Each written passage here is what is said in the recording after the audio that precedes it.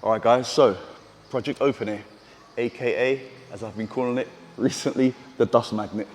And yeah, this is gonna be going full circle. For you guys that have watched this project from the beginning will understand full circle, where I'm going with that. So if you guys watch to the end, you'll get what I mean. But let's get into this now. What's gonna be happening with this, or what's happened to this? This has been sitting here waiting for the pump. I got let down by a few people, as well as a lack of my decision making as well. I've lost a bit of kind of motivation about it. And I got to the point where I was thinking of actually breaking it. And then one day last week, I literally reached, you know, it was the straw that broke the camel's back, the last hair on my head that literally just happened. So I came over here to DD Motorsport to sort some things out. He said the car was leaking oil, dropping oil on the floor. And I'm like, well, how can it? It doesn't run. How can it be leaking oil? Put it on the ramp, the front main seal is leaking, the rear main seal is leaking. Put the car back down, let me check the dipstick.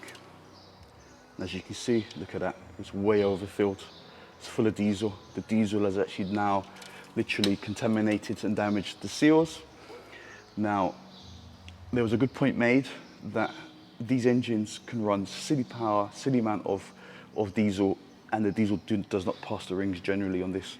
So even though the pump was overfueling, it shouldn't have got to that point where it's filled that much diesel in there. And truth be told, when I do start it up, when it did run, it would actually have a little puff of smoke. So I've come to kind of the conclusion that because it sat for such a long time, you know, pre-COVID times, and because of COVID and stalling and stuff, the piston rings have seized on it. So, you know, I've got the point now, I've got to remove the gearbox with the rear main seal, the full timing belt to do the front seal, take the head off, do the piston rings and stuff, and it's just like, you know, and even with those problems, I still haven't sorted out the diesel pump issue, which is just crazy. So, yeah, like I said, I kind of, you know, got to the point where I thought, let me ring a few people, see what the value of some of this stuff is, and the prices are actually crazy. I mean, some of the parts I bought over 3 years ago, I mean, stuff like the A, B, C pillar in black with the little bit that goes across there, I mean, they're a fortune now. The price of these Recaros when I was getting them, the convertible ones, nobody wanted them 3-4 years ago. Now they're just gone through the roof. You know, they've more than doubled, tripled in price. Same with the Hella quads. So I was really tempted to break the car, but sad at the same time.